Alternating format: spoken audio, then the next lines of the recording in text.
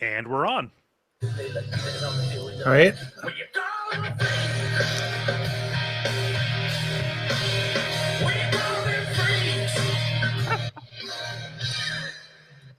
I guarantee I've used that one before. I just there's only a couple live songs. I guarantee you their catalog is much deeper than we think it is. I think I know exactly how deep the live catalog is, but it's just there's only a couple of them that have videos.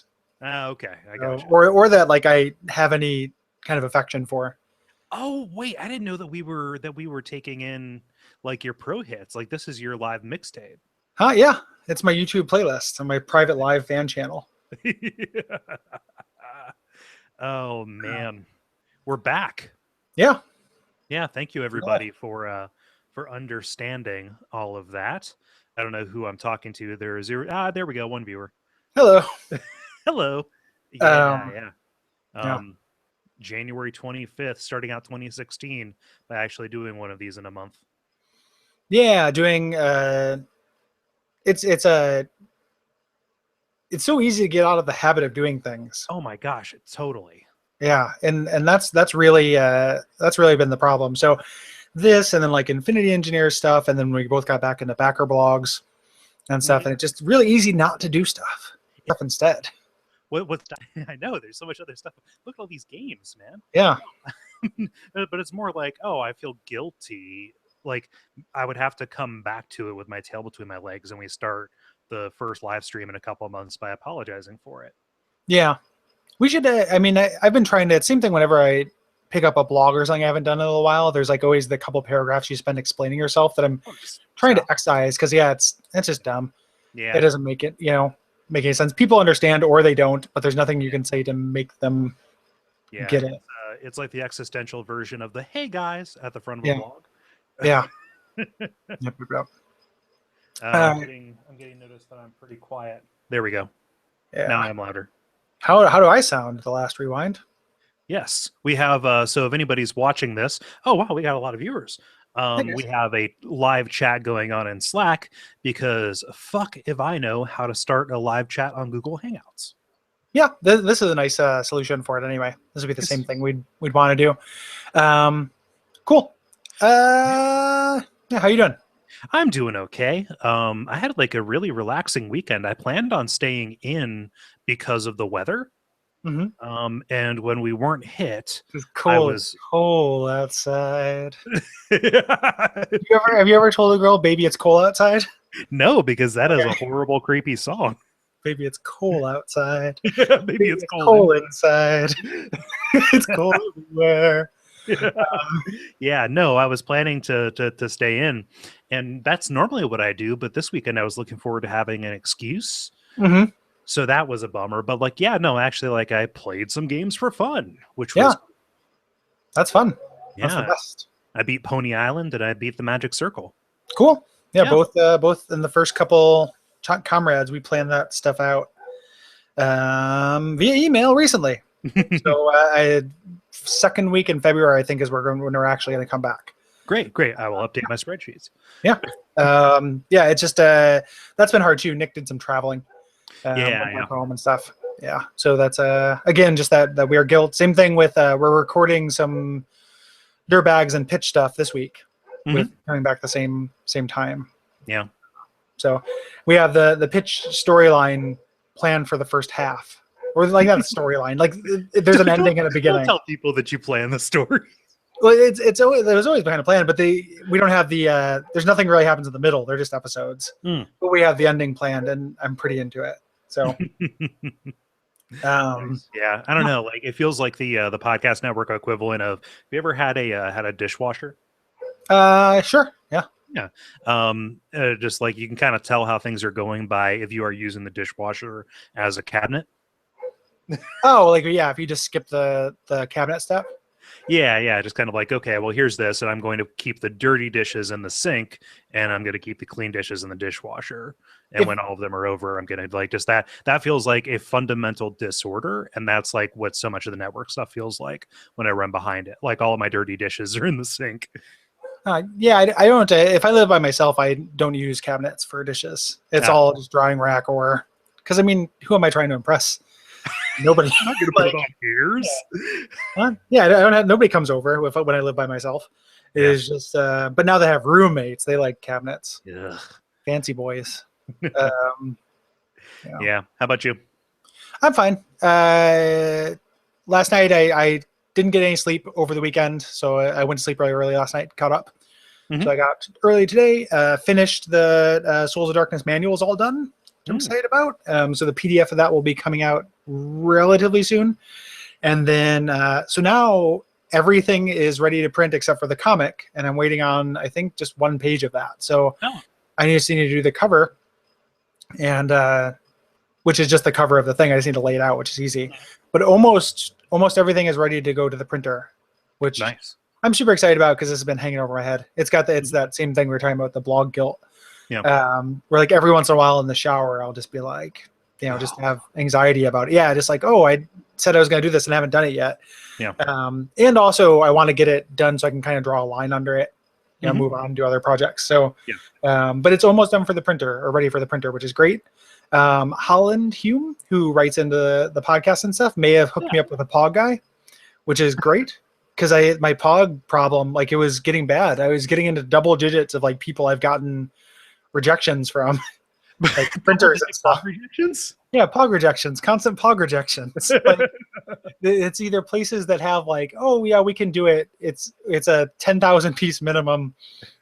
Like each of these is going to cost you, $600. So I can't spend. And there's like 60 people who are getting Pogs. Like I can't spend. Right.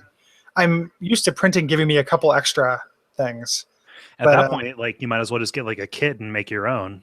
Well, I've looked into that, and you can't buy them. Like if you go on eBay and go like home Pog making kit, nothing pops up. Like it's not, so you can't buy it on eBay, right? Early, I'm sure it might show up eventually, but I've checked twice and there's been no Pog kits. And then there are like little Martha Stewart circle cutting things, but then I would have to put stickers on, and that feels cheap. No, you don't want to do that. So like I finally found, and then a lot of places can do them at 1 1/4 inches rather than 1.5 inches, because you go to like custom board game component places and they make those. But this finally, I think that Holland has found a place that sounds like they can do the right thickness and diameter. So here's hoping, because it's such like a small piece of the big thing, and it's been such a problem. I just had the idea of Holland like sidling up to you like, yo, I got that pee. Give me a runoff Pogs. I'm getting self-conscious. This is the first time I've like looked at my face in a while, so I haven't noticed how much the beard is. You got a mighty mane going. I know, right? It's all the way around. The last time people saw me was on Duckstream, so like this orange corona like emanating out from that orange. Come on, your mid face. I'm happy that you've solved your Pog problems. Fingers crossed. I am happy as well. We'll see. I've been putting some of my old Pogs up on my vision board for you. Oh, cool! Thank you. Yeah. I had to, like, the company that is making them wanted a sample, and I realized like I don't have any Pogs, so I just like went on Amazon, bought some Pogs, and sent them to this company. Like, so they're just gonna get a package of Pogs. With those, I don't know. Oh man.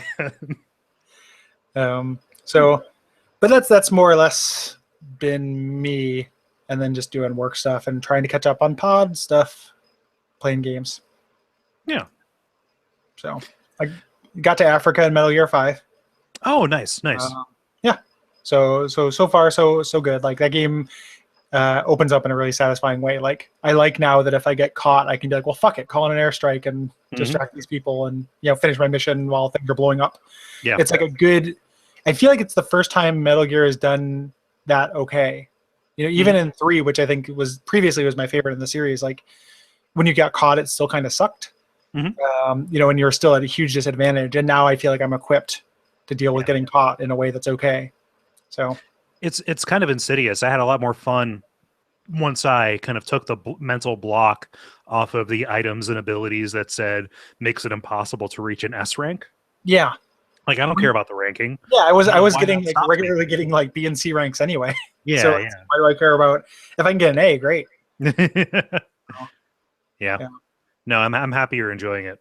Yeah, it's super cool. Like it's really long, and part of me is just like, this is anytime I play it, I have a guilt of like I shouldn't be spending time on this. But it is it's super good. Nice. I really like it. Yeah. So. Do you want me to hit us with a question? Yeah. Yeah. So we're hitting the priority questions from our $5 Patreon backers here first off, and we're going to begin with Greg, especially since we were talking about games we liked in 2015, Metal Gear. Which games due to come out in 2016 are you the most excited about, and why? All right. Do you got an answer? They asked this, so this was a question on the level here last week, and I didn't have an answer for it. Like, I think I copped out and said Dark Souls 3. Yeah, probably that would be the biggest cop out answer. Yeah, no, I'm pretty excited about The Witness coming out tomorrow. Dating this, but yeah, I watched the trailer for that just now, the release trailer. Yeah. No, I mean, like that's the one that I've been looking forward to the longest, just by virtue of the fact that it's been in development the longest. Although saying that shakes loose The Last Guardian, which I'll believe it when I see it. So it's hard to say. Yeah, I'm cautiously optimistic or cautiously curious about The Witness, but I don't know when I'll get around to playing it. I'm definitely not. I have other things I'm interested in that are available now. Yeah. But like it's a cop out, but part of it is like I don't follow that much in the way of pre-release. Like I don't stoke game boners the way I used to when I was young. But it's all Souls and Souls related shit. So it's like Dark Souls 3, Salt and Sanctuary, Iter, or Eater, or however that name is pronounced. All those games look really cool to me. Yeah. I'm curious about Below, actually. The new one Below, the new one by the by the Sword and Sorceries guy. Yeah, that'll be cool. Yeah. Yeah. I'm vaguely curious. I think the 2 new Shovel Knight DLCs will come out in 2016, which is awesome. The 2 new characters, the Propeller Knight and King Knight, I think. Oh, wow. I didn't know if you knew that they did that, but like, you play through the game, then they put out the Plague Knight thing, and it's amazing and free and totally changes the way, but that's one of 3. So I wasn't aware that was one of 3. I know that they have Shield Knight coming, right? Maybe it's Shield Knight and Propeller Knight. It's like 2 other playthroughs or 2 other kind of ways to play the game. So that's great. Yeah, I haven't played Plague Knight yet. It's good. It's really, really good. It changes the game entirely. And they could have done it a lot cheaper and kind of shittier than they did. But there's tons of care. Like everything is different. Characters react different. Like it's got its own kind of like touching story to it. It's really good. So, nice. Well worth it. And then, yeah, but other than those things, there's not a whole lot. Like what else is a big thing that's coming out I'm not thinking of? It's Uncharted 4. Oh, hey. First one. Yeah. Yeah, I don't know, like I'm kind of in the same spot that you are, honestly. Like it's I don't know. There will probably be lots of indie stuff I'd never heard of. That's the thing. Like most of the stuff that I get excited about, I'm excited about for 2 weeks because I heard about it a week before those 2 weeks. Yep. Isn't that Black Glove Society or whatever? That game from the BioShock people, like the that looks really cool. But yeah, it's hard for me to get super hyped like that. It's just not what I do. Oh yeah, there's a new Deus Ex. Thank you, Dr. Static. I forgot about that. Yeah, because Human Revolution's awesome. So I'm super excited. Even though Mankind Divided doesn't look quite as like interesting, but I'll still play the shit out of it. And Dishonored 2. So oh shit, that's what we landed on. Yeah, Dishonored 2 that's definitely way up there for me because that's one of my favorite games. So yeah, those are probably over the shoulder role playing games with or action games with the role playing elements. Yeah. Big surprise. Yeah, I'm looking forward to the games I like. Yeah. Yeah, FIFA 2017. Gus writes in, indie games, are they the saving grace of a saturated AAA market? I don't know. They're like they contribute to the. So I was thinking about God, what made me think of this? The paradox, like you can play something new every day for the rest of your life and not run out of things to play. Like you'll die before you get to play everything that's good, or read everything that's good, or watch everything that's good. And I was thinking about if you took like indie games out of that equation, would that still be true? And I don't think so. I think I would eventually, if I just played things from major publishers, like eventually I would run out of shit. Mhm. So it does contribute to that, like just the bigness of media right now, where like Yeah. we're just living in a golden age for everything because more people are doing things, and it just raises the amount of good shit. Mhm. I can't imagine there being a month that comes out that there isn't something like a really interesting game coming, like indie game coming out. Whereas Mhm. I can't imagine a month where there's not a big, like an interesting major release. Yeah, yeah. I mean, it used to be the case that like January and July were always Yeah, really bad for that. yeah. Yeah. But Like August now, used to be. There was a time where nothing came out in August because of Madden, yeah. which is super weird to think of. And now, like even it's January and we've already got The Witness and Darkest Dungeon came out this month, and like yeah, so like it does contribute to that feeling of I'll never get to play everything I want to play before I die, Yeah. which is a double-edged feeling, but like is ultimately a good problem to have. Yeah, it's like any given weekend, just like this past weekend, I have any number of like I'm just going to play two entire whole really good games. Mm-hmm. Yeah. I don't know. I feel roughly the same way. It's just I don't know. I just don't think about like AAA versus anything else anymore. It just doesn't. It Yeah, seems like a false dichotomy to me. I mean, it kind of is, but the thing that it keeps popping up with me is like length. So Hmm. like AAA tends to be these like huge, like the games that I want to play that are AAA are the ones that are like the 90-hour sinks. Hmm. So like Fallout 3 and Metal Gear 5 and Witcher 3 and all these things I want to play. So Yeah. that tends to be what I attribute with it. Whereas like something that's more manageable, I tend to think of as Yeah. something smaller. Not always the case, but I also like the idea of like the more we get, kind of the lower side of stuff, like lower production value, smaller, more manageable games. Like the more we get stuff that's like in the middle. It's hard for me to think of a time when something like Until Dawn would mhm. have come out. If Yeah, there wasn't like a ton of Telltale stuff coming yeah, out, and kind of like a more indie capacity. they're definitely influencing one another. Yeah, So yeah, which is good.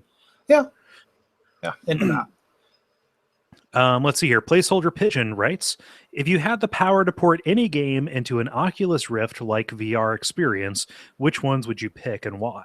Oh, that's a good question. Like uninvited.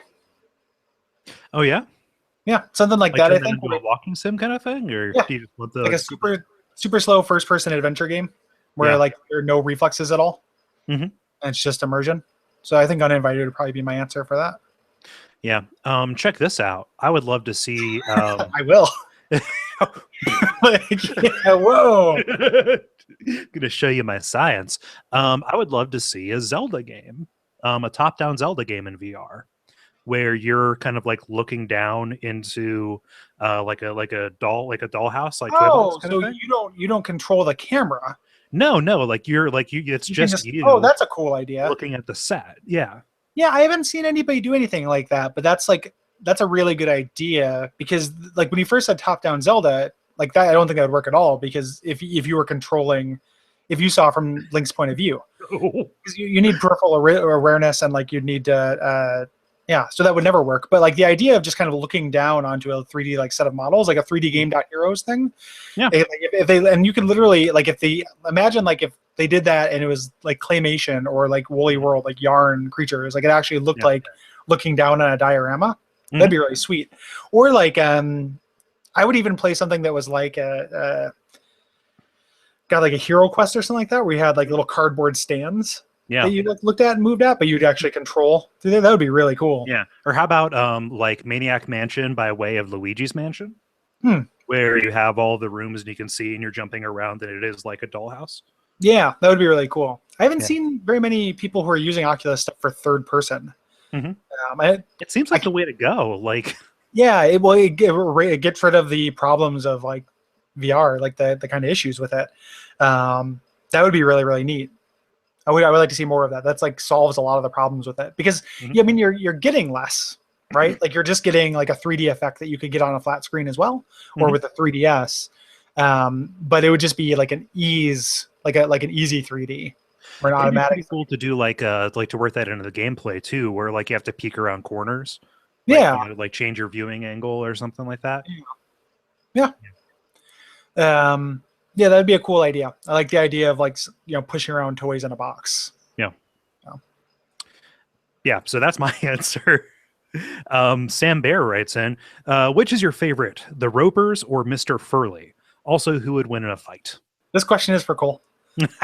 Um, Well, when I was young, I was Mr. Furley guy because I when I appreciate was young, I was Mr. Furley guy. I was a Mr. Furley guy because Don Knotts, he's inimitable. However, I think that he's far more kind of boring on his own, leaning into his own eccentricities without Mr. and Mrs. Roper to play off of, right? When you can look at the Ropers interacting with each other and talking about this, strange Jack Tripper and his non-standard living arrangement, it brings a little bit more dimension to the show. Whereas with just Mr. Furley, he is like a lightning strike into kind of the balance and the stasis that they have, and I think that that is less satisfying in terms of like a dramaturgical quintad. Yeah, sure. Yeah. I'll buy it. Yeah, there are lots of. I mean, you're never going to see me turn down the charm of Don Knotts, but yeah, I think in this instance it was a stronger show when it was the Ropers. Yeah, yeah. I have no answer for that question. I don't watch that show. Like I've seen it. I don't watch that show. Yeah, no, I've seen it before. Like Okay. I've seen it, but it never like. I was never like, man, this is it. Like, this is good. Like, I look at these guys with tight pants, like tight pants, lycra, weird polyester things. I never thought like this is cool. Like, this draws my attention. I tell you what, though, that's Suzanne Summers.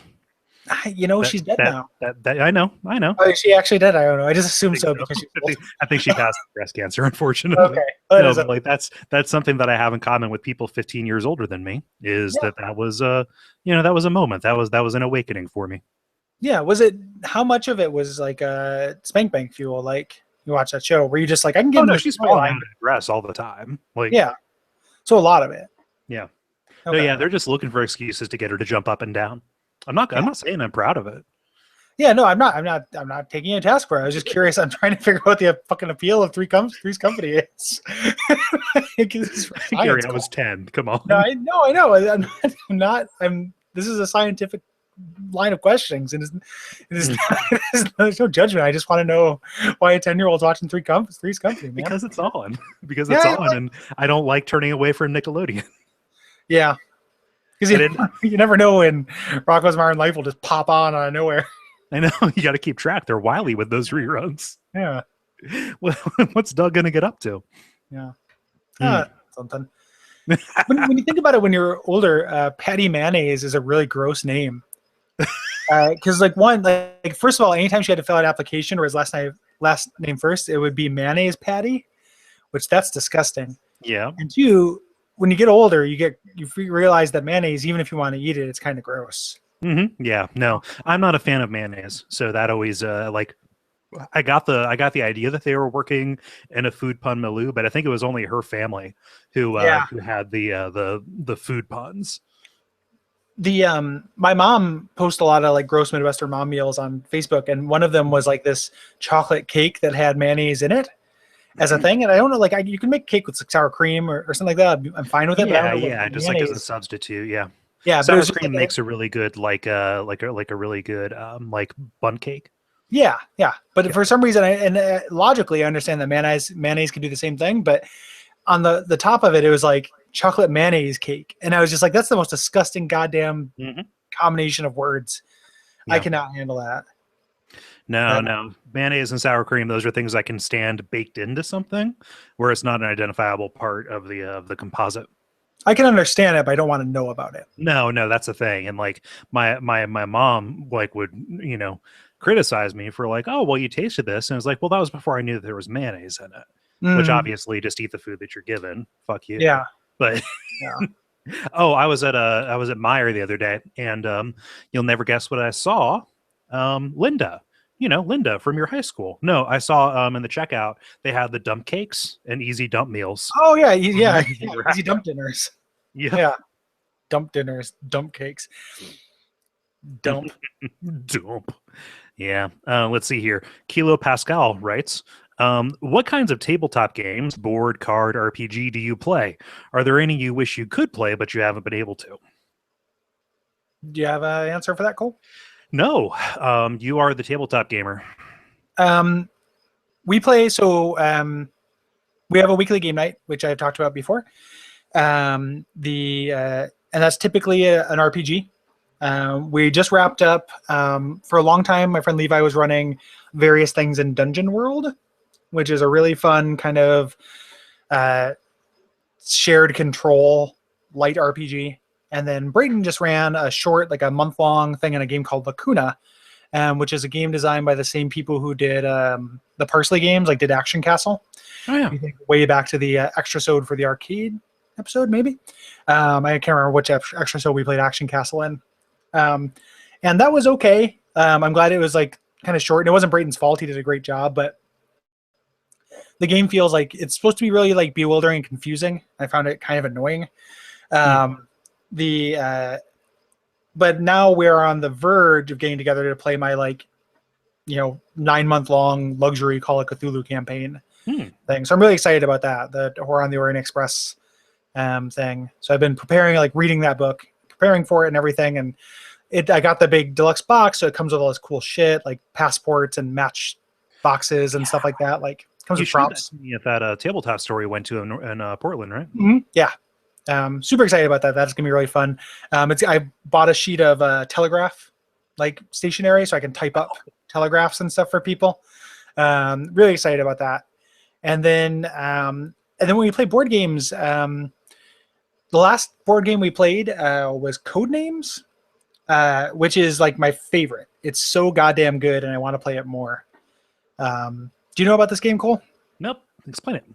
So it's like a word game, but it's not about. So like when I think about word games, like I like word games that are about what words mean, not about like word finds or word spelling games. Like I don't like Scrabble, I don't like Boggle very much. Yeah, I like categories or Taboo. Yeah, Balderdash. Like I think those are really good games. Codenames is like, without explaining the whole thing, the central mechanic is no matter how big the teams are, there's one person who's kind of like a clue giver, and the rest of the people guess. And you have this board of words, and the words could be like just random things like mountain, fire station, egg, France, etc. And the clue giver can say one word and one number. And the word is the thing all those words have in common, or what would link them, and the number is how many of them. So you're trying to get your team to guess your squares and not guess the other team's squares. So like in the example I gave where there was egg in France, you could say like brioche or something like that would have it like you couldn't say French toast because that's part of the word in it. Yeah. You could say brioche too. And then it's up to the guessers to guess like, okay, use egg, like you can use an egg with that. I mean, that's not the best example, but you know what I mean. So you find the things they have in common. And you're forced to be really clever. You have to kind of come up with things that can't apply to your opponent's words, but do apply to yours. Because there's a huge penalty if you guess. And then there's an assassin on the board. And if anyone guesses that, then their team loses. So you have to so it's about finding these perfect like individual words that match these other things, but don't match this other set. And it just makes you feel really clever and cool when you do something really good. Especially if somebody swoops you on that on your first choice and you have a backup one, like you had to find another route to the same like core group of concepts. Or if there's one thing that would work perfectly, but you could misinterpret it for something terrible. And then you have to avoid that and think around it. It's really good. Like I really, really like it. We've only played it a couple times, but I was just like, yep, this is the kind of game that like I'm going to buy my own copy and have to play anytime I have 4 people together to play like a quick game because it's super, super good. Yeah. So recommend. That's called Codenames. Codenames. Like it won like 1,000 Game of the Year awards. Like it was like the board game from last year. Yeah. No, that's super resourceful. Like there's nothing to that. No, yeah, you could print and do like a print and play version. You just need like a set of cards and then a set of like grids, but it's really they keep it's cheap for a board game. I think it's like $20 or $25, which is really cheap for a non-Scrabble board game. And they do that on it's so simple on purpose to keep the cost down. Super, super good though. Nice. Yeah, I'm way into playing more code names at some point. And then we have a weekly Pandemic night now that I live with the houseboys. We've been playing Pandemic Legacy, which is my first Legacy board game. And I'm not the biggest fan of Pandemic. Like I get it, it's fun, but it's not great. But the Legacy stuff makes a huge difference. It makes it a lot more fun. So nice. Even if you're not interested in one particular game, you can get yeah, invested in the meta. I'm interested in the meta, and like there's lots of surprises. Like they add a lot of twists, and I just want to see, like, ultimately I want to play the entire campaign to see what happens if you do if you lose 3 games in a row, like open box 8. And it's like, well, I gotta see what's inside box 8, man. Yeah. Like it's gonna be something great. Nice. It should be noted that the people in the Slack channel are discussing how gross milk and eggs are, which both of which I think are fine on their own. I can see how they're could be considered gross. Yeah, well, I mean, if you describe them in alien terms, I think I can get grossed out by eating a scrambled egg, but if I eat a fried egg, I'm usually okay. Like a certain kind of fluffy, like softness to an egg will kind of gross me out, but like an al dente egg will I'm okay with. Yeah, no, just like a fluffy egg. It's like little protein pillows. Yeah, that's not my favorite thing. Yeah, like protein pillows are not my favorite thing. Yeah. Let's see here. Chris writes, at what point do video games become retro? What's the cutoff point? Wow. I've told the story about that kid who came up. Yeah. About the kid who came up at PRG, right? Yeah. You should tell it again though, because it's a different medium and it's short. This 13-year-old kid comes up and he's got a real swagger to him, and he's like, "Oh, what is this?" Like, "Oh, well, we're a retro games podcast, like a book club, blah blah blah," and then he gets this little twinkle in his eye, and he's like, "Oh, well, what's retro?" And we're like, "Well, we do everything from like NES up to we've done some 360 games," and he with his 13-year-old horrible piece of shit human, he's on. Well, 360 isn't really retro now, is it? He's 13. Like, I don't know if I want to call him a horrible piece of shit. Like, he has a lot of room to grow up. No, he's a garbage human. Come on. I mean, for now, I'm letting him know where he sits. He's got a lot of work to do of being a person. He does have a lot of work to do. Yeah, it's pretty annoying. Like, it is, just because he was like letting us know. It wasn't even just like, well, I wouldn't call that retro. It was like he was informing us. Yeah. Like, we hadn't considered it, and we were just like, oh shit, like just that tear is the banner down. Yeah, that is several years less. Like that number is smaller than this number. I think that like it's like the kind of thing that's not necessarily for our purposes not worth defining. No, because we're gonna break that rule. Kind of like if we made a rule, it would just be broken. And some people don't like it. Like there are people who are just like, I'm not just don't want to hear about new games. Like why are you doing Dishonored when you haven't done Zork? And I get that. But at the same time, like the show doesn't have an end date. We don't know when we're going to die. We're not going to run out of stuff to do. So eventually we'll get to all that stuff. And eventually that stuff will become retro and we could get to it. If we do it a little bit sooner, I don't think it feels arbitrary. Yeah. To worry about it too much.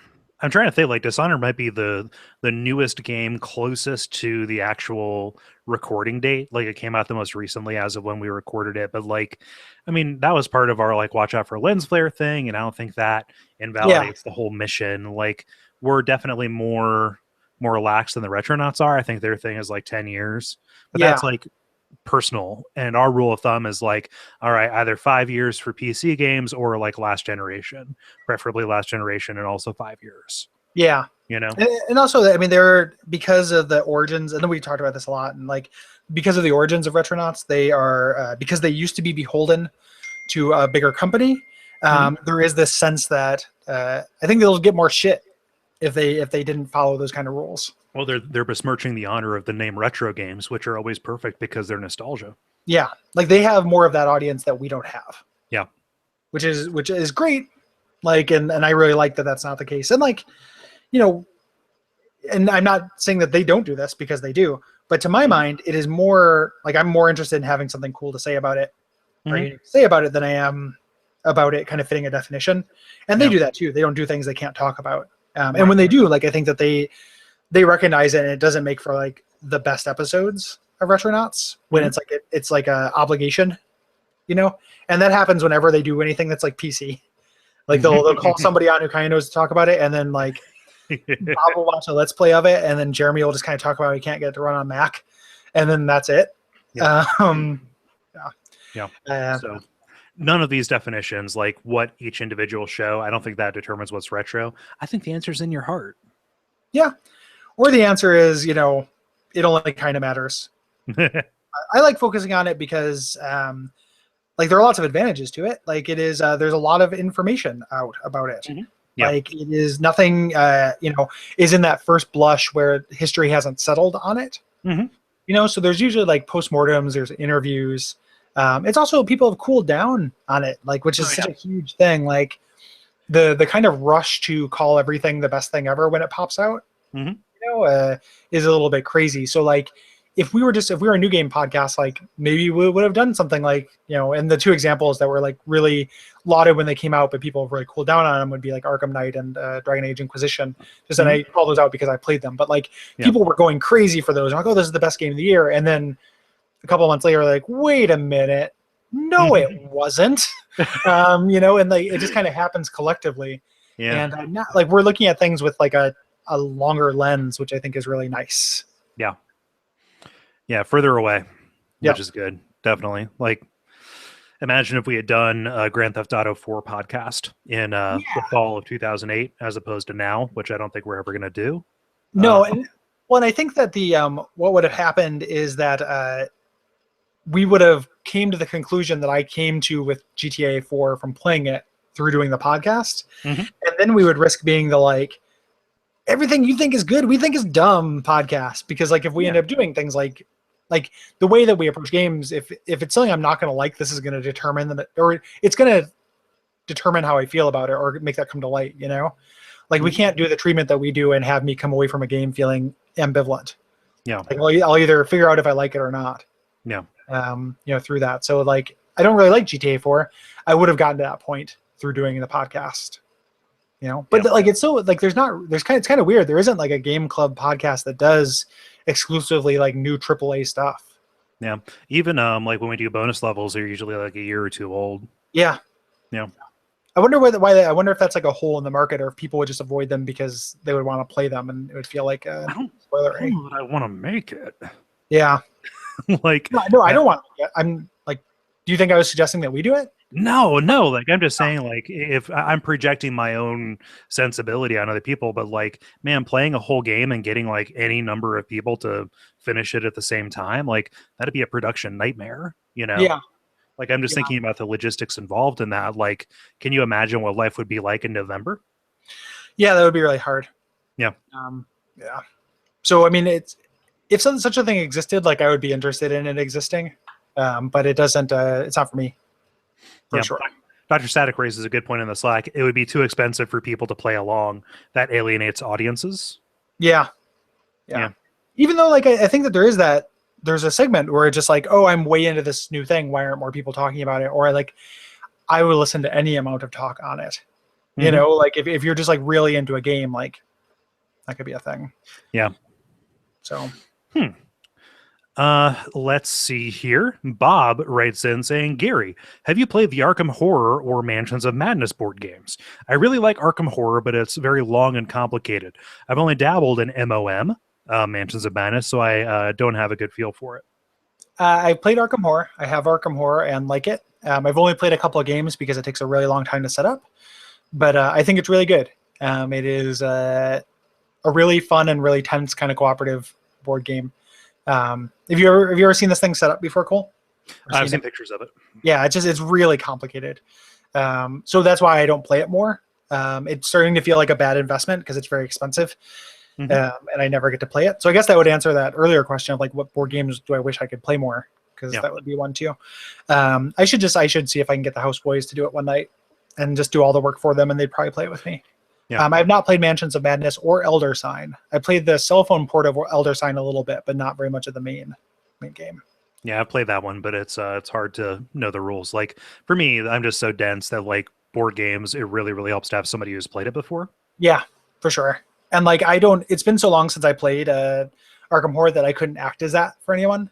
It's been 3 years since I played it, probably. Like, it's been a very long time since I've even taken it out of the box.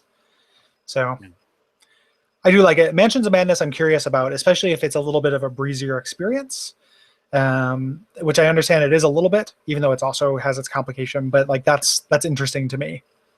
So, and one of the reasons why I like Cthulhu-based board games is because they tend to be cooperative, and like that's what I like in board games. Like I don't really like I mean, there are some games with some exceptions. I like cooperative games. Yeah. So. I remember when I was really young, I got for my birthday this Goosebumps board game that took a while to set up. But what it did was you would take the bottom out of the box and you would turn it around, and it would have like sliders in it. And you have a piece that's moving around, and sometimes you would be next to a crypt, and then you had different cards that had horrible things that happened to your characters, and you were all trying to get to the end and be the first one to the end, except different things would cause the crypts to kind of slide in one direction or another. And if you were in the wrong spots, it would open up holes and your character would fall through and die, and you'd be out. Oh, that's interesting. Like I like how it uses the box. Yeah, it uses the box to really play it. I need to see if I still have that, because that is I imagine it's not fun to play, but it is a cool little artifact. That's like old games like that. Like I feel like game design, as board game design has changed so much that it's hard to get into like an old board game. Like I bought this board game that TSR made called Chase. That's just like this really convoluted kind of shitty game. I just bought it for like the graphic design and stuff. But even, anytime I see like an old board game with like super cool components and start looking at the rules, I just think like, oh, this is before people kind of realized like a certain kind of elegance to board game rules. And just like, oh, this is like entirely too chance based, or this is, it's just like, has a runaway winner problem or a really bad like runaway loser problem or something like that. Like all these things that you can avoid or people take pains to avoid now that they didn't then. So it's like board games age in a weird way. Like it is hard. A retro board game podcast would not be very good, I think, where you'd have to really search. I mean, it would be a good podcast, but you wouldn't be playing very many good games. Right. Let's see here. Bob follows up with, Kole, I hate to bust balls, but what Dark Souls bosses have you not beaten on your own yet? If I remember correctly, the list includes Manus, Dark Lurker, and Fume Knight. That last one is one of my favorite bosses in all of Souls. You have to do it, man. Shots fired. Yeah, no, this is why I really take great pains to not admit when I haven't soloed something, because I don't want people holding it over my head. I appreciate the question, but I don't know. Like, I don't have like a definitive list. Like, you probably know more than I do, or at least can remember it. Like, I straight up haven't beaten the Smelter Demon. Yeah, it's just too hard. Like, I just have too much trouble with it, and if that revokes my Souls card, I'm sorry. Yeah. It never bothers me because obviously that'd be a silly thing to bother me. But the only time I can kind of relate to it or like get an inkling of that is when they're actually like super good bosses. Oh yeah, but like I beat Maria. Like super good. Yeah, you beat Maria. Like, well, Maria's mandatory though. If you hadn't beat Maria, we couldn't have done the DLC. I know, but I beat Maria on my own. Without summoning her, right? Yeah. But like somebody like Fume Knight or God, like Smelter, I understand because Smelter's kind of shitty. Like Fume Knight and Dark Lurker are both really good boss fights. And it just sucks because Dark Souls 2 doesn't have as many good boss fights, so missing out on two really good ones is kind of tough. Yeah. But I still played them enough to know, like, I got far in them. I know everything about how to beat them except for getting my dumb meat hands to do it. Like, it's not like I, haven't experienced it. It's just kind of like, oh, I need this release valve so I can see more of the game. Yeah. Yeah. Come on, man, get off my balls. It's all right. Yeah, but I can't give you a definitive list. Couldn't be Orphan Coast. I think those are it. What's that? I think those are it. Or is it by yourself? He said by yourself specifically, not just ones you haven't beaten. Oh yeah, by myself. Yeah. Okay, gotcha. Yeah, because there's a couple I haven't. I mean, there are ones I haven't beat by myself. I didn't beat Ludwig or Lawrence by myself. And I've never done it. And like maybe I would give it another shot if it's easier to get to the DLC bosses. Yeah, that'd be good. Yeah. Everything else, I think I've soloed. Other than Ivory King, which obviously like the point of that fight is not to solo it. Yeah. So, but Oh, and Lud and Zolg or whatever, the two kings pets, like the double tiger fight. Yeah, no. Yeah, that I took somebody with me there. So but yeah, other than that, I think I've soloed most of them. I don't have that as big of a, if he's talking about just bosses you just haven't beat at all, like that's, like I think that there's value in beating them, but if he's saying I haven't beat them solo, it's not as big a deal to me. Yeah, no. So solo is what he's talking about. Yeah. I renounce what I said. I take it back. Let's see here. Sean writes, are there any games from 2015 that flew under most people's radars, but you would strongly recommend? May I tell you about a game called Undertale? Fuck you. we all know about the big name games of the year, but I'm curious to know if there are any. What's that? I'm taking my Undertale swig. Dad needs his medicine before he talks about Undertale. No, I'm not talking about Undertale. I was just making. Were you joking about that, or was that in the question? No, I was joking. That was totally an aside. Oh, gotcha. Okay. But it's good that you got you to take that belt of whiskey. Yeah. Now I know the secret word. We all know about the big name games of the year, but I'm curious to know if there are any lesser known games that really resonated with both/either of you. And this is where I forget any and all games that came out in 2015. It's hard for me to think of things I haven't talked about on stuff. Yeah, that's the thing. I feel like if we like something and really, I'm on the record. Yeah, you're right. Like either it's in the edge of an extrasode or I talk about it on the level, and thus I assume it's widely known. I love the beginner's guide. Like I love that game. Yeah, that's like, and I didn't hear very many people talk about it, and a lot of the people who did talk about it didn't get it. Mm-hmm. That was so frustrating. Where it's like, because of the nature of like, the more you can't really discuss it without spoilers, and then the fact that like so many people were kind of fooled by it, which is amazing to me, but happened. Like professional people who get paid a living to write and think about video games were fooled by it, that's depressing. But the fact that happened, it's like it didn't get a lot of people talking about it. Right. And that bums me out because that game is really beautiful and heartbreaking in like a way that's very resonant to me. Yeah, no, that fucking shattered me is what it did. It's really like that worked on me in a really big bad way. I didn't hear a lot of people talk about it. No, I definitely think that it didn't land in a lot of podcasts because of spoiler aversion. And even like on Video Games Hot Dog, they didn't really spoil too much of it. Yeah. And they were like one of the few podcasts I heard like, oh, they all played it and they all, got a chance to weigh in on it. I still haven't listened to the Comrade about that because of I haven't played Dr. Langeskov or whatever it is. Oh yeah. I'd like to, at least dip my toe in. I know that's not a huge commitment. There's no way to dip your toe in it. It's like dipping your toe into a thimble. Like once you dip your toe in it, it's done. Like it's 10 minutes. Okay. It's the other thing about the beginner's guide and the errant signal video on this like pointed out really well. And if people out there, if I haven't done, my due diligence in converting people into being into errant signal on the podcast, like this is another chance to get on board with that because his beginner's guide video is really good. But he talks about part of the conceit of that game is that it is kind of actively hostile to criticism and kind of undermines the idea. So I think that's part of the reason why not a lot of people talked about it either, because there's a read of it that's kind of insulting to people who like think about games. Like it's a little bit antagonistic in the same way that like Spec Ops is antagonistic to people who like shooters. Yeah, this is kind of a condemning game to critics, and like in a way, like it's like the anti Lady in the Water. It's like the anti, like it's a really understandable and empathetic and like good attack on something that I do, and like in a way that made me think and feel and stuff, as opposed to feeling cheap. Yeah.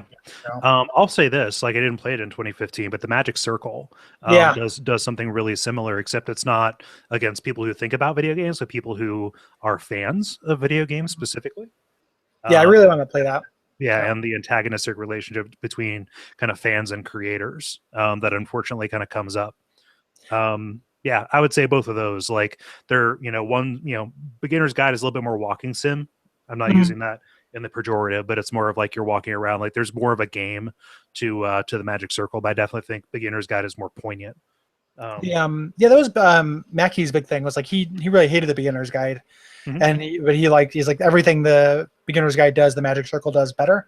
I haven't played the Magic Circle yet, but so I can't with old judgment, but I've also talked to people who are like not, who didn't have that take either. Yeah. Like, and even if I end up really liking the Magic Circle, like I end up finding the Beginner's Guide really devastating anyway, and it'd be hard to take that away. Mm-hmm. Like when people, I mean, again, not to turn it into Undertale, but like that's the game that I had the biggest emotional reaction. That and Soma, like I had the biggest emotional reactions to this year. In the same way people are talking about how they can't hear like Undertale music without crying and stuff. Like I had that reaction to like Soma and Beginner's Guide were the games that like touched my heart this year. Yeah. So not for Soma, but Beginner's Guide. Yeah. Definitely for me. Yeah. So yeah, definitely check those out. They're, inexpensive and worth every penny. I think so. Yeah. Brandon asks, MASH question, Colonel Potter or Colonel Blake? That's a question for Kole. Yeah. Here's my thing. I have not watched MASH in order. And so I guess I never watched Three's Company in order. I don't have as much of an opinion about this. So yeah, sorry to say. I wasn't really paying attention. Weird slow-paced 70s comedies that I thought were really boring. I just like couldn't watch because I thought they were really boring as a kid. I'll pick an episode of MASH at random because they're on Netflix. Like, and I'll put that on the background because it's good background having on. Yeah. So, but yeah. Sorry to disappoint you, Brandon. The main guy in MASH is hard to look at, right? The guy who plays the goofy crossdresser. Like he's got a face that I think is kind of hard to look at. No, Alan Alda is not he is not the crossdresser. No, I'm not talking about Alan Alda. I'm talking about the guy who is the crossdresser. Oh, I forget. I forget. Why am I forgetting this? He kept on trying to get a Section 8. It wasn't BJ. BJ died earlier. No, it might have been BJ. It was Trapper who died. He's got a real case of like 70s crinkle leather face. Like he looks like a real like leather like a suntanned aunt's leathery boob, but as a face. And I don't like looking at him. Yeah. Let's hear. Grabhammer asks Dick York or Dick Sargent. Like we would never notice. Yes. More of a Dick York guy. Yeah, sure. No.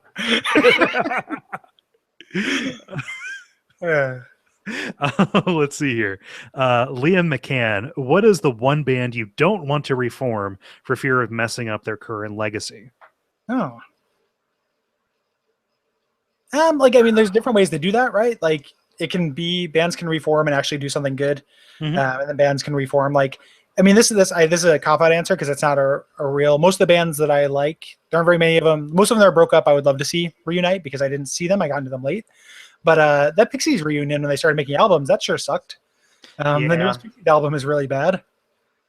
So that sucked, and I never would have thought that growing up when because I love the Pixies, but. Yeah, and a similar thing, I haven't paid attention to it, but like, has Pavement ever gotten back together? Not officially. They've done a couple shows. Yeah, that's one that I don't want them to do another album. That would be so weird because the Stephen Malkmus has moved so far away from kind of Pavement's core values. Like, it would be hard for it not just to be like a, like a weird, a weird Jix album, but with different, But when Guy by Voices got together with the main, the same original lineup and everything, that was really good. So that's it can go both ways, I guess, is my point. But most of the people I know who are broken up now are like bands I got into later. So it's like I would love to see them. Like I wouldn't if they got back together, it would mean they'd tour again and I get to see them live.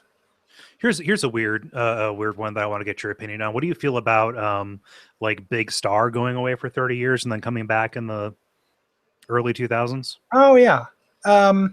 It wasn't so I never listened to that Big Star album. I've only listened to the first 3. That new one is not supposed to be very good. Yeah.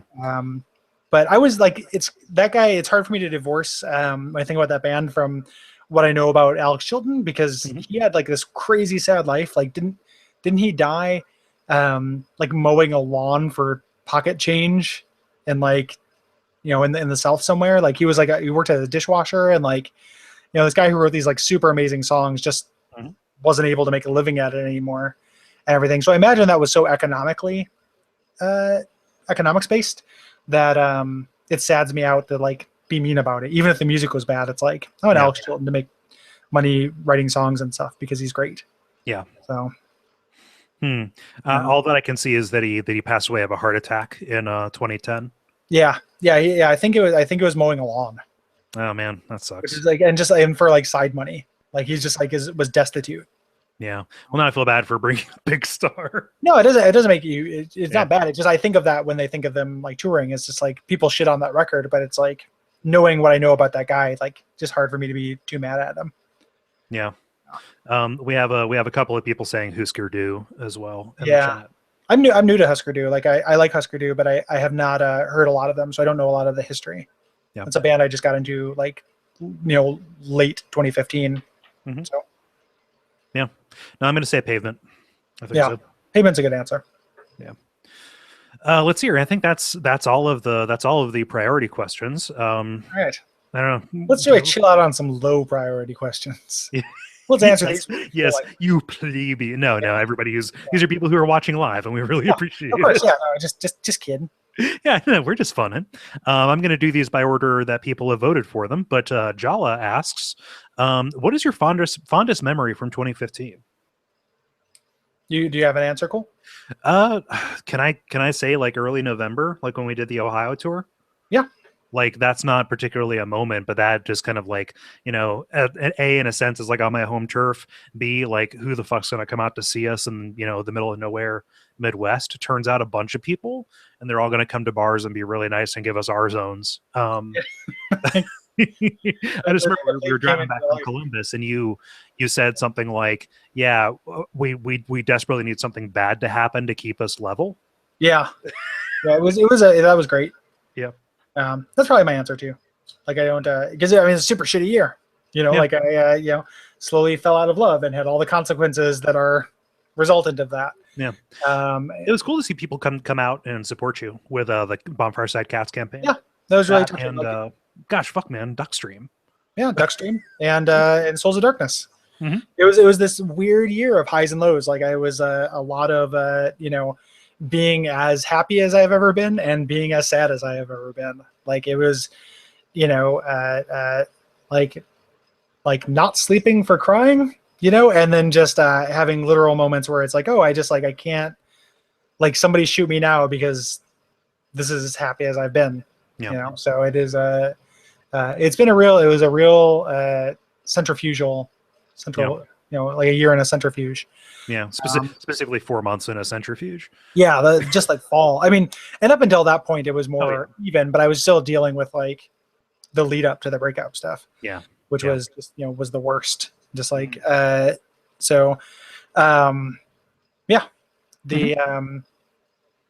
Ohio stuff is really good. Yeah, Ohio stuff is probably peak. Even though like I had a really good time on Duckstream. Yeah. That was really fun, and then do the actually at the Transacto event. That's always really nice. Like it is, it's embarrassing because I don't like being the center of attention, but it's also, like it's nice to see the difference. Mm-hmm. So, and also to be called the future, and if these kids are any indication, what was that story? Yeah. It's like if you're worried about the future, the future of mankind and kids. Take a look at these guys. And it was just like me and Brayden and Nick, and like Nick's like 26 or something like that. Like the youngest person up there to be the future of. And then Brayden and I are both like in our mid-30s, like well into our mid-30s. So yeah, don't worry, man. Your new stand's coming on Wednesday. Did you just see the thing it did? Like I barely touched it, and it just like, and it's so poised to immediately just be a hammer that just goes down on my crotch. Like if this pop screen is just there to protect my crotch. In addition, it's a perfect killing machine. It is. It is like a heat-seeking missile. Like it is. If I bump this stand, it just immediately wants to chunk. Count to two. Chunk. Heat-seeking missile. Yeah. People are getting a new mic stand because this one is dangerous. Yeah. I'm happy that your camera's working. That was a bit of a scare. Yeah, that was not working. I hadn't had it plugged in for a little while, and I was just like, did something happen to it? But it's just been in a drawer. Mm-hmm. But yeah, it has to do with more like USB things going out. Don't really know how to fix those. No. There's like, anything on your motherboard is just magic. Yeah, USBs just go out sometimes. Yeah. No, I've got one on my MacBook that I don't think is covered under warranty, and that sucks. Yeah, it just doesn't work. Yeah. It's a bummer because as we get new PCs, they have more and more USB, and it's like I always like more like 10 USB points. That's great, but I think maybe like 6 of them work. Yeah, So, like 6 of them are rated for the kind of power that kind of thing needs, and 6 of yeah, them, yeah, and only half of those are USB 3. Like it's a yeah, real, it's a yep, real shit show. yep, yep. Um, Brian Static writes in saying, "Ratchet and Clank, yay or nay?" Is that the new one? Is that the new? That's not an innuendo. Is that the new title? No, I think he was just asking whether you like it or not. Oh, I like Up Your Arsenal. That's I fun. think it just means the series. Like it's not called Ratchet and Clank Yay or Nay. Yep. I can tell if you're being a goof. Like, I was making a goof. Okay. The, It's like you're Dave Foleying me. yeah, I'm defaulting. I've never played any Ratchet and Clanks. No. I know of them, but it's not like it's a genre I don't like that much. So I haven't, even though I've heard that they're good, and I'm curious about those. And then the other ones that are, what's the other series that is something and something that Jack and Daxter? Yeah. Jack and Daxter, the other ones. Yeah, I haven't played them just because I don't like 3D platformers very much. Yeah. But I've heard that Ratchet and Clank are good. Yeah, like Ratchet and Clank is more about like different weapons and like fighting big groups of enemies. And then when they had PS4, they ended up going all Blinks the Time Sweeper. Okay. And I only ever played the third one, and that was fun. What is Jackson Daxter about then? Jack, well, there's the main character from Mortal Kombat with the metal arms. Okay. No, it's yeah, that one's more akin to like a regular 3D platformer. Like it's Like what a is it? The collecting kind of follow up to Spyro, I think. Oh, gotcha. So yeah, like collecting shit. Yeah, I'm getting Insomniac and Naughty Dog mixed up, I think, but Yeah. one of those led into the other. Gotcha. Yeah, but yeah, it's running around collecting stuff. Like 2 introduced a bunch of like open world kind of stuff, and also like vehicle things. And then 3, I think, was a bit more of a return to form. Dennis would be the person I talk about because he like straight up wrote like Jack and Daxter fan fiction when he was in high school. So, Holy shit. I know, and he admits to this freely, so I'm not blowing up his spot. Wowie zowie. Yeah. No, Yeah. they're fun. I don't know if they would hold up if I played them again, but they were good in their time. Yeah. They don't yeah, it just doesn't seem like there's just too much stuff to play to take a chance on one of those for me at least.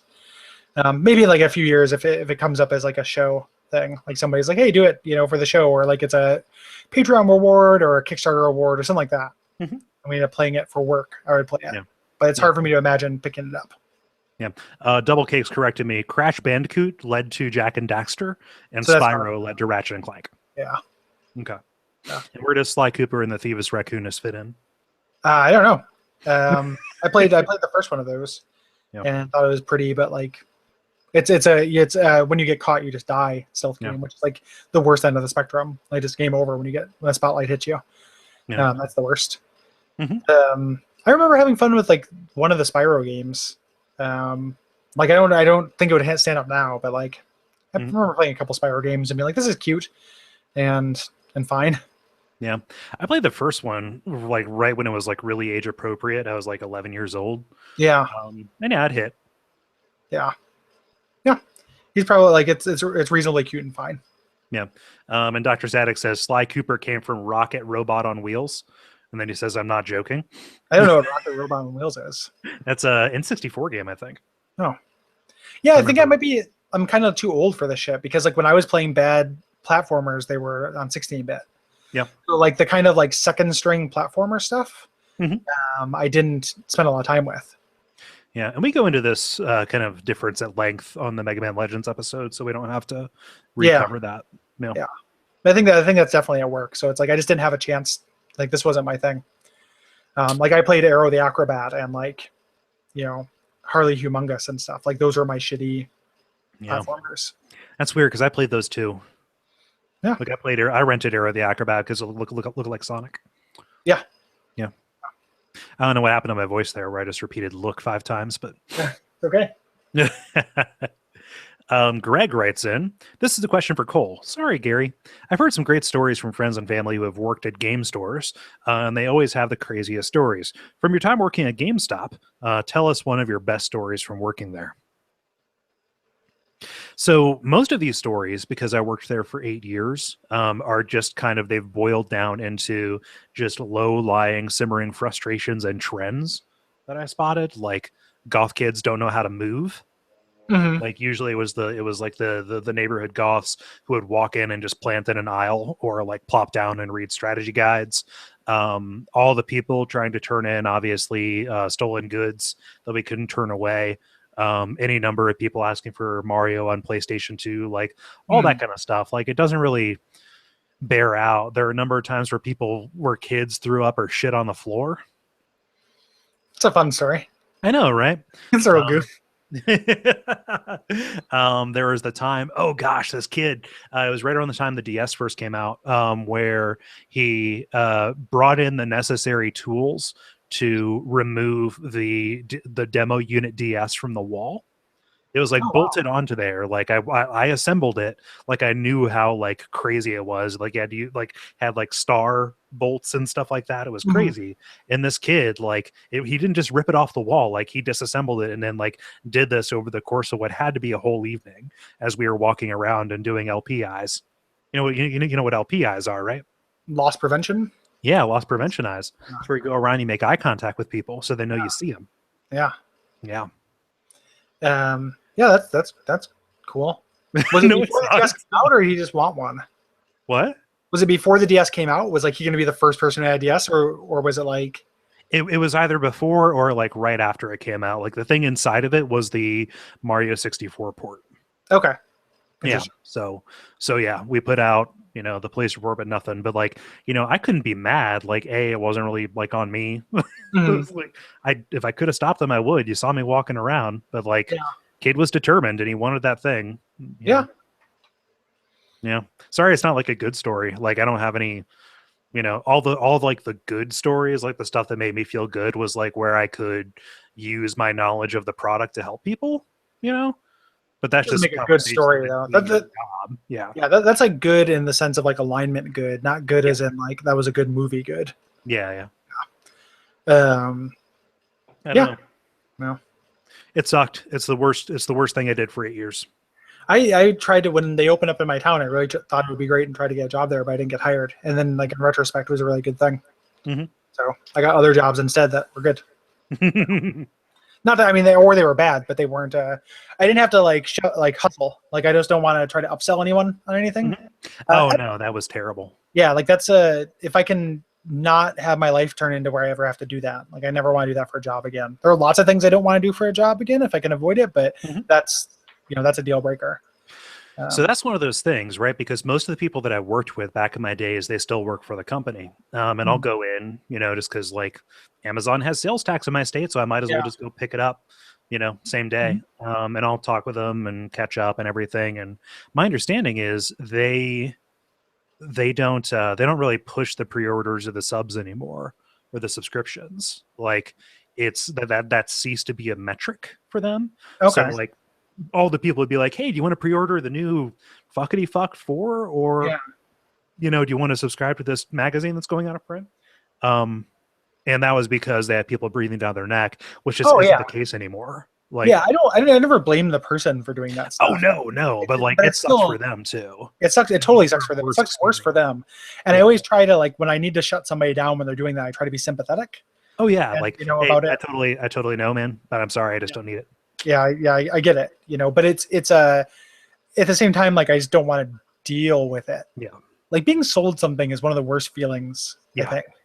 And maybe that's part of like why I react so negatively to advertising. But like just being sold something is just really gross. Like I went to that retro gaming expo swap meet thing, and it was really great. But like there were a couple booths where they just didn't put prices on things because I could tell like let's bargain. Like I want to start a conversation with you so I can like get you into this and see if I can sell you on it. And like I'm just going to avoid that.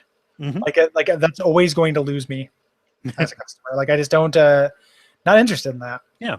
And I will walk up to you and talk to you and start the conversation like, hey, I want to get X, Y, and Z. Oh, I hear that's pretty good. Yeah, well, I played it when I was so and so and all that. Like it's not a social anxiety thing. No, it has nothing to do with like just being averse of this common thing we have in common. Like that's great. I just don't want to be sold shit. Yeah. Like it's just and like I'm not even so averse. Like I'll bargain sometimes with someone else. Like, would you do this? But it's not like I don't want to start with that. Like it's just like something about that expo that was really interesting was like, as opposed to the one in October, which is a cultural event. It's like a culture, like a subculture thing. This one is purely mercantile, and the because of that, it's like there's a kind of a negative energy to it. Like the people who there are like on missions, and they're kind of grumpy. Like the people, the other customers. Yeah, and the merchants. Mhm. Like there's a kind of a grumpiness to it. Like people are, I think, just a day of being antagonistic with people and just kind of like struggling to hold on to your money. Kind of both ways made people kind of like, it just kind of a dour energy. I ran into Leland there, who's somebody who he lives in Portland, so we run into him every year when we do the expo, and he was talking about it too. Like it wasn't just my imagination. Like he picked up on it as well, where it's just like, yeah, people are kind of in a bad mood while they're at this like supposedly like super fun thing, Yeah, you're surrounded by video games. Be happy. Yeah, and people who like video games and stuff, but people just like, hey, I'm trying to get this game. I won't accept this price. This guy over here, this asshole, won't sell it for that much and everything. Like it's just this kind of weird. There's a weird negative energy to it. Even though like somebody at it did make these, which I tweeted about. I don't know if those will all come into focus, but these set of Final Fantasy Tic Tacs. So I was like, that joke is worth a buck. Like I'll buy a set of Final Fantasy Tic Tacs. Yeah, that's pretty good. I was pretty into it. So there were a couple of people who were like, cool. And then the guy who I bought my Kingsfield 2 strategy guide from threw in a copy of this weird promotional Bucky O'Hare comic because he had a big stack of them. So the it was like there were some people who were nice, but some people were just like the energy was not. Does that make sense? Yeah, that makes sense. Yeah, I don't know. Check this out. This is the other find I got. Move it down a little bit for me. Look at that collection of fonts and like graphic design. The Target with the best adventure and role playing games. The rainbow word art publisher like thing. Yeah, doing the arc on the kerning. I haven't tried it yet, but there's a cool demo disc in here that has a bunch of like weird old games. So into that, if I can get it to work. But yeah, that's pretty sweet. Pretty sweet. Double Cakes in the Slack has a joke that they admit to not making, but relaying to us, which I appreciate. Final Fantasy Tic Tacs, they cure bad bracelet. That's very funny. No. I'll take it. Yeah. Let's see here. Oh, Sean is asking for Eric via proxy here. What's the genesis/origin story for Exquisite Suffering and the Duckfeed Slack? So Exquisite Suffering, that is just a name for the premium show. The real origin was, I forget who it was somebody on Twitter who said, man, abject suffrage should be a thing. Just as a joke, like, oh, here's some wordplay. And that was right around the time we were redesigning the Patreon. And we were looking at doing premium audio content kind of stuff. And I pitched it over to you. It was like, hey, what would you think if we had people vote on it? And that's literally the only origin there is, I think. Yeah, it's easy. It's hard to find things to do for the Patreon that we can, because we want to make sure everyone feels like they have a good value for the money, but also things we can reasonably do because we're so busy doing other stuff. Like just with all the games that we end up playing for stuff, I was thinking about, I finished school and I was like, why do I not feel that much less busy? It's because I'm, playing games and researching games and recording and editing a lot. So it's still, a big part of my life. So it's nice to do something like that where like doing an extra abject suffering a month is easy. Yeah, and people seem to like it, which is good. Same thing with the Slack, which is like an easy thing. I hadn't heard of Slack, but I know that you had a history with it. You use it at work. Yeah, we like so over the course of like 2 weeks, I had gotten on like 4 different Slacks, either for work or for just friend groups and things like that. I was like, well, this is something that would be easy to at least open up, and I had worries that it would be a moderation nightmare, but it's totally not. No, it's really great. Yeah, I just heard about it on podcasts. Everybody that I knew was adopting it, and I was like, let's see if we can take this and make it a reward. Yeah. Yep. Yeah, into it. So yeah, I don't think there's that much, and it's also just like a low effort thing as far as moderation or upkeep. Yeah. So if we can find things that are good but don't take us tons of extra time that we don't have, those are always going to kind of win out. Yeah. Yeah. Yep. Let's see here. Brian writes in asking, "What's your favorite WoF game that you probably wouldn't have played otherwise if you didn't do it for the show?" I'll say this: Planescape. Yeah. Yeah, I'd given it a shot beforehand, before we did it for the show, but like the show just does a really good job at making me get over those The initial those humps. Yeah, yeah, it's really good. And then like my standard answer is always Silent Hill 2. Mm-hmm. Because that's the I played the first one when I was younger, but I just kind of thought it was like a slower, kind of worse Resident Evil. It was before I could really appreciate it, and now I'm like way into it. So, and I'm looking forward to playing more. The only reason why I haven't done more with the series is on the chance we do them for the show. Right. And then there's like this is a game I played before, but I'm really glad that the show gave me a chance to play it with like the eye for the show, which is Shadow of the Colossus, which I really loved before, but it wasn't like it didn't make it up into like masterpiece class for me up until we did it for the show. Right, I was playing it and really thinking about it and being like, oh, this is so good. Like this isn't just regular good. This is so good. Yeah. So it wasn't like I hadn't played it, but I'm looking forward to doing more stuff. And I say this every time we do a live stream, but like more stuff that we haven't played or that I haven't played.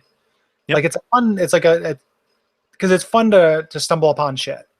Like last winter, I feel like we had a lot of that in a row because we were doing, was it last winter we were doing the, no, I guess the winter before that, we were doing a lot of the Kickstarter awards. So we did Heroes of Might and Magic 2 and Moo 2 and Star Control and stuff like that. So with like 3 games, like we didn't have tons of experience with and were really great. Yeah. You know? So I like that idea of getting into some more stuff that we don't know already. Yeah, I agree. Back on the Shadow of the Colossus point, here's something else that happens. There are different contexts that you play games in, or that I've played games in the past. That it's interesting to play them, kind of like solitary and on a mission too. Mm-hmm. So like when I played Shadow of the Colossus, I think I talked about it on the episode, but we were in the dorms. Me, Ben, Dennis, and David, actually, all the level people, and we were like playing past the controller. And it's fun to play those things in like a group perspective, like it was just couch co-op. But it's not playing it by myself really kind of underlined how desperate and lonely that game is. In a way that like filling the downtime with conversation doesn't let you kind of experience. Yeah. In some ways it's like the ideal way. And it's also when people ask why I don't like do more Let's Plays or stream more. That's part of it. Is that like one is because it's boring because I'm like taking notes and stuff. Yeah. But the other part is like sometimes that kind of isolation is really important. Like we're playing Shadow Tower now, and that game, if I was streaming it or doing a Let's Play, I wouldn't feel alone when I was doing it, and it would feel shitty. Yeah. Or not as good. Like it wouldn't feel as intentionally good. Yeah. I also in streaming I get performance anxiety. I would like to, like, if I did this for a living, it would be like, all right, I'm going to play this game and then I'm going to play it again on a stream and like feel like I have something to say during it. Yeah. And that would be a cool future if that ever happened. And we just like time worked out and we, who knows how the network will evolve, but if the network grows enough to make more money from it to where you can take more time to do things like that, it would be kind of a neat way to do it, have that be a part of it. Where you can play it, and then if it's not super hard, like replay it and kind of do things like that. Yeah. Now Slack is blowing up with people putting Torment on blast, so I should probably address that. But you have a keyword set up where you get a bloop every time somebody mentions Torment. It's a pre-programmed kill phrase. Anytime someone says Torment or the Putin machine, that's it for me. I'm not actually putting anybody in blast. I'm just kidding, but like.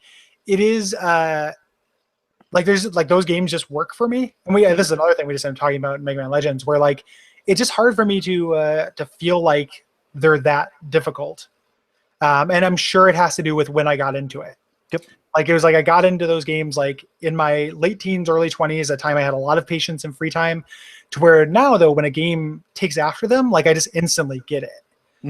So it's sitting down like to play all the kind of spiritual successors now that we're in like Infinity Engine 2.0 with Wasteland 2 and Divinity and Pillars of Eternity, like I just get it. If I'm looking down at little pieces on a board and I have to move them around, like it just I can approach a game that way and it just makes sense. Yep. And the one of the things that I like about it, and I think this is a turnoff for people, and it's going to sound like there is a qualitative aspect to this, and I swear there's not. This is not a brag. There's a complexity that I really like about that, and it's one of the reasons why I love Darkest Dungeon so much, is that it matters where my guys are. Like, more things matter when I'm playing that game, and that's a level of fiddliness I can get into. Whereas there are certain, like, there are games where there's a level of, like, haven't done anything with like troop management in Metal Gear Solid 5. Or like managing my teams. That's a level of fiddliness I don't like. But this is like where my guys are when they're fighting is a level of fiddliness I really love. So like, it just works for me. I can't. I'm not putting anybody on blast again for not having that built in, but I'm really happy that I do, because I get a lot of joy out of it.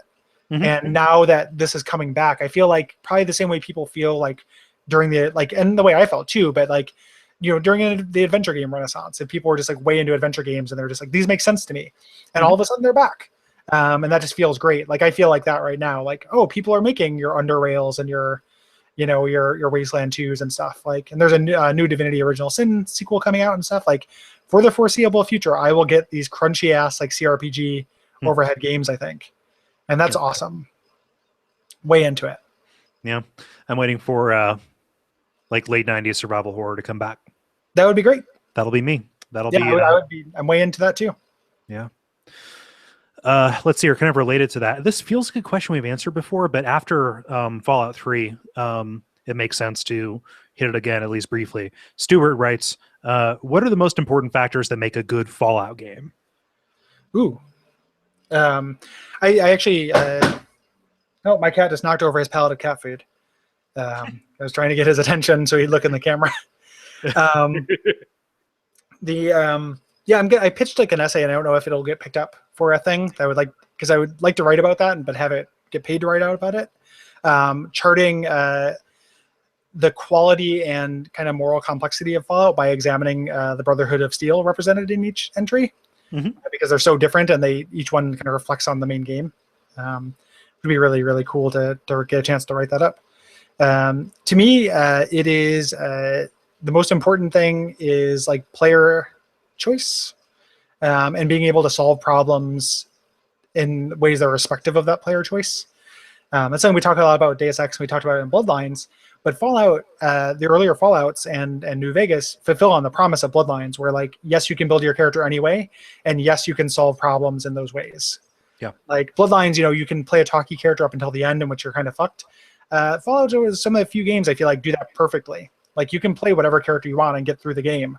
Yeah. So it ends up being this kind of like respect for the, like, how you want to tackle a problem that you don't see very often, and that's something I associate with the series that disappeared in 3, and to a lesser extent 4. Like, 4 doesn't do a great job of that, but it does okay.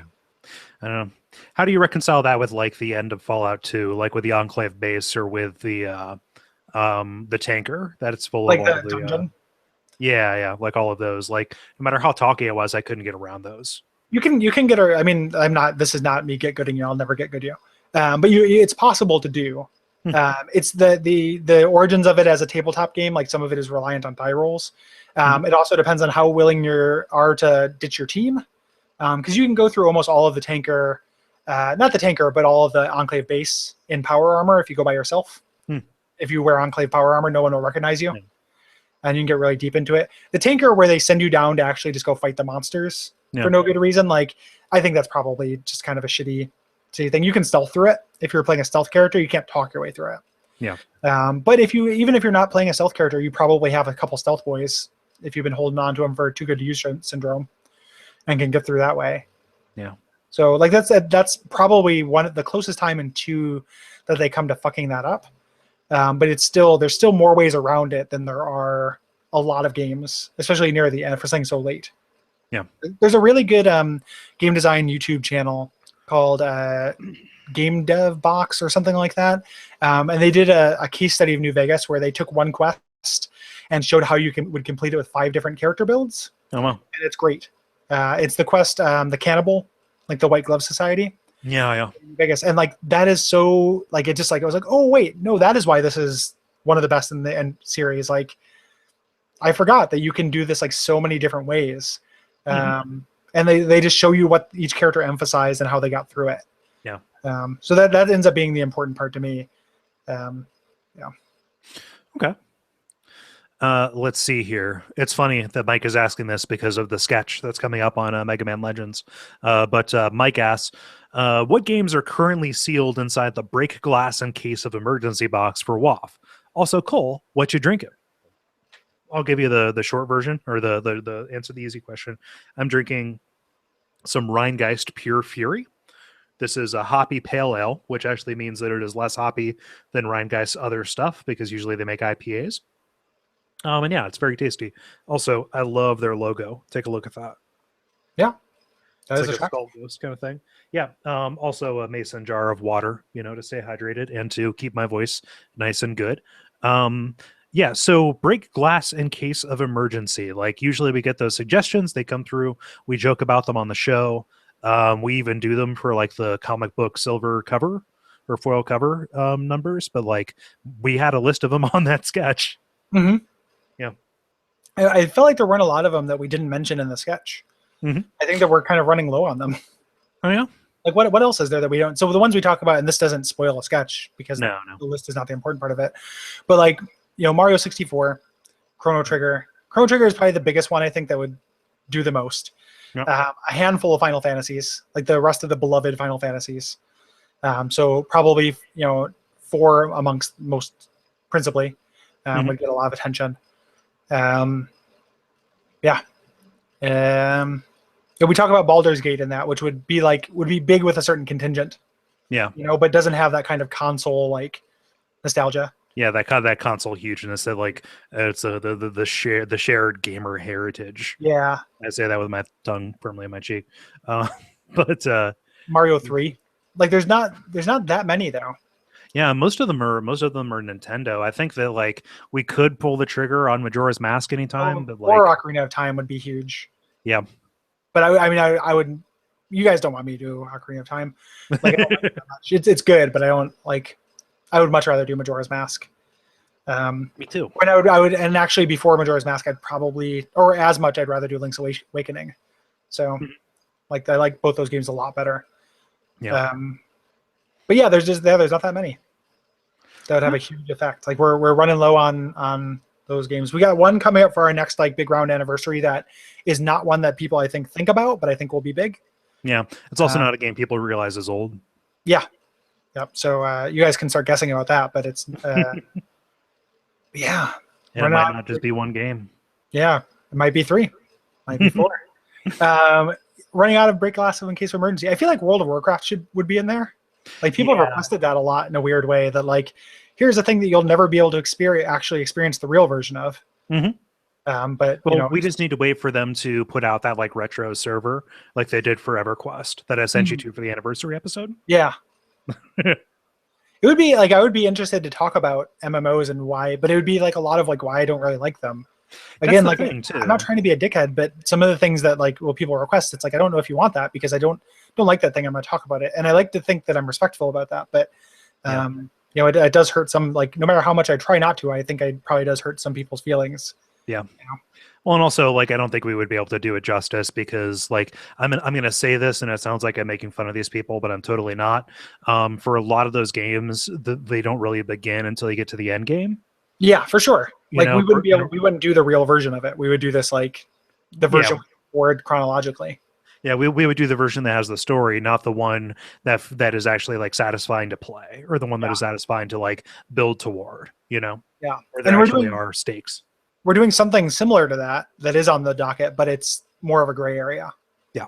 But it's something that we're going to do the version we can do on the show, even though there's this other version that we're not going to spend very much, we're not going to talk about. Soulblazer in the chat talked about XCOM. Like I like XCOM, and I would love to do an XCOM game to do the first one actually for the show at some point. That would be really cool. Yep. So I imagine us doing XCOM at some point. Let's see. Our Crab Hammer asks what this gizmo is. It is an Allen wrench for assembling furniture. Allen wrench? Allen wrench, not Allen ranch. Did you? Okay. Is that like your homebrew discredited salad dressing? Because you have. It's Allen's ranch, on a hidden valley. Because I cannot ever stop fidgeting. I'm playing with the platinum chip from New Vegas because we were talking about New Vegas. I was playing with that. I have that in my kitchen for flipping Yeah. when I'm cooking stuff. Yeah. Yeah. But yeah, I'm sure like so I have a because I'm always in the mode of refreshing stuff on the back end. I'm playing around with new database stuff to keep track of the suggestions. Mm-hmm. And so I'm sure that when I ultimately bring that to you, like, hey, here's what people are suggesting, we're gonna get like a new crop of them that we're just not thinking of. But Yeah. yeah, Yeah. Which is good. Yeah. So we just had to find the balance between those things and then things that we don't really have experience with. Yep. I'm thirsty for another Mutu kind of thing, like another really cool thing that is I don't know very much, and like creating a little bit of that with Shadow Tower, just because it's been I haven't played a lot of those games. It's been a long time. This one's a little bit different than Ancient this City. is the first PSX one that I've done. Fine Boy. And I played Kingsfield when I was 17, so it's like it's been a very long time since I played one of them. So this has a little bit of that feeling of like, oh, okay, and that's a really good feeling. Yeah. And then I think the final question, which times out great, an hour and a half. Sean Franson asks, "Hey guys, I'm growing my hair out. Any advice?" Oh, no, I don't. I don't pay very much attention to grooming. This may come as a surprise. I just kind of part it on the left and get it cut every once in a while. So I don't do a lot of styling or anything. Yeah. Yeah. But unfortunately, I don't. I mean, you have Sean has like curly hair, so I think it will look cool, kind of no matter what he does. Right. Because it'll have body to it. Yeah. I was going to bring that up too. Everybody's hair is different. My two kind of answers are wash it less than you think you need to, but when you do, just like really get in there. And when I say wash, I mean with shampoo less than you think you need to, but when you do, really get in there. Otherwise your scalp is going to turn to garbage. Otherwise just rinse it with hair, or rinse it with more hair with every smaller day. Hair. Yep. Go to a barber shop and rub your head on the floor like a Three Stooges until No, I mean rinse it with water every day very thoroughly. And the second one, get used to combing it in a different way, because I used to comb this like I did when I was shorter, and I look like a twice baked asshole. And no, like get used to the gravity doing more of the work for you than you think it's going to. Like this, I just comb it straight back, and the gravity brings it down like this. If you're going to get into a less rigorous hair washing routine, you have to get past the hump of like your hair gets used to that. So now, when like every once in a while, I know that hair looks better if you wash it every other day or less. But I still wash it every time I shower, because otherwise it gets really greasy. Yep. Because I haven't had now would be the time to do it, because I don't care how greasy I am since I work from home a lot of the time. I'm a shut-in. But if getting past that hump of like getting your body used to, it's like when people cut down on deodorant. Yeah. Like, yes, you can do that, but you have to get past you have to get your body used to it. Yeah. Theo, have you ever had any experience with that dry shampoo? Oh, like a crystal thing? No. That's powdered. It's like a powder that like makes your hair feel. It gives it like feels clean, but it's not necessarily any cleaner. The lady I'm seeing uses that stuff, and I was thinking about getting some of that to get me over that period where it's like because like right now I haven't taken a shower today. I took a shower yesterday, and it just feels kind of gross to me. And part of that's probably because I just have like limp noodle hair, but I couldn't like next time I shower I'm gonna wash it because it just feels gross to me. And I also don't want my scalp to be a nightmare. I get those little like terrible scalp pimples. Yeah, I hate those. Yeah, it's gross. I'm not turning this into pimple chat, but like gross. I don't like it. Yeah. No. Like it's to the point where when I give it that nice thorough shampoo on a Saturday morning, always a Saturday morning, you wash your hair once a week? Yep. Wow. Yeah. When I do that, it stands straight up. Honestly, like it's dry. It's like just completely denuded of anything that would keep it like held down and still. So it's just static mess. Does it get like, I mean, I'm not asking this to prove a point. I'm just legitimately asking how the other half lives. Like on Friday, is it like unpleasant to the touch? Nope. No? Huh. No. I wonder how that works. Well, everybody's body chemistry is different too. Yeah. Like that could be a thing. I discovered that was the right way to do it. Okay, because it's not that like we're and this is something I am too. So again, I'm not judging you based on this. We're both this, but like you sweat. Like I've seen you sweat. Yep. It just doesn't affect your hair, or do you not sweat from your head, or how does that work? Like teach me, Pat. Well, I rinse it out with water every day. Like, I rinse it out with water every day. Okay. I take a shower every day. Like sometimes twice a day, like when I exercise and stuff. Like it's pretty much always like I will cool myself off, especially during the summertime, by like rinsing it out. Yeah, the water will do it. Yeah, the water does it.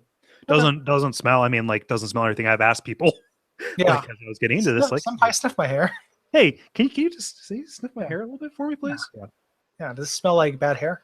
It's interesting. I've never gotten to that point, and just I'm lucky that I haven't had too many negative effects from just like what would largely be considered be overwashing it.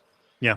Well, I got there by stepping it down. I did like Monday, Wednesday, Friday, and then every Wednesday, Saturday, and then just Saturday. So yeah. I mean, it's not like that is like I'm not like an extreme couponer trying to save money on shampoo. No, like I know why you do it. You just said why you do it. Like we know it's been well established, Cole. Okay. No, I'm starting to get defensive because like people are going to see like, hey, here's this heavy bearded guy who doesn't wash his hair very often, and I'm like, no, I take a lot of care of it. It's just I don't want anybody to get the wrong idea. Yeah, I get that. I don't think anybody listening to this will. Yeah, hopefully not. Hopefully, and if it's not a, it's not an olfactory medium anyway. Yeah, my hair rarely. My hair rarely smells. If my hair smells, the rest of me smells bad enough. You won't notice my hair. Right. So it's like it gets quantized out.